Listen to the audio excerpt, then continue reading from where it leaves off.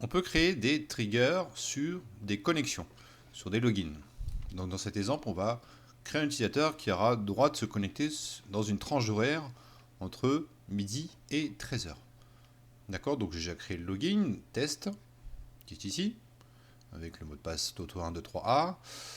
Et j'ai créé aussi le trigger, qui est ici, connexion limite. Donc si vous voulez voir les triggers système, ils sont ici dans objet serveur. D'accord, objet serveur, déclencheur. Donc c'est un trigger système qui, lorsqu'on crée, on va les spécifier en all server, donc sur le serveur, mais on peut aussi lui mettre database. On peut créer un trigger sur une base de données. Pour le login, as begin, là je mets mon code, déclare, donc je mets comme erreur, je set cette erreur, je lui dis le login de test ne peut pas la parole se connecter entre midi et 13h. Et là je lui spécifie juste en dessous avec if original login, qui est une fonction nilatique, test, donc si le login c'est test, and là je définis la tranche entre 12 et 13 avec la fonction de date part.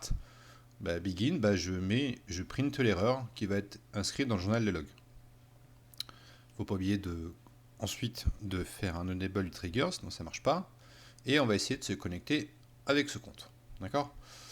Alors, on va prendre le login test, je vais copier le mot de passe, 1, 2, 3. Donc je fais nouvelle connexion. Hop, authentification SQL Server, je copie le mot de passe, je fais test. C'est parti. Donc l'ouverture a échoué pour le nom de serveur, test en raison, machin, parce que il n'est pas entre midi et 13. Là, il est 16h44 et on est le dimanche 25 mars. Et là, il est 16h, donc on n'est pas entre la tranche d'horaire de midi et 13h. Alors, qu'est-ce qui s'est passé dans le journal des logs? Qu'est-ce qui s'est passé dans le journal des logs? On va regarder.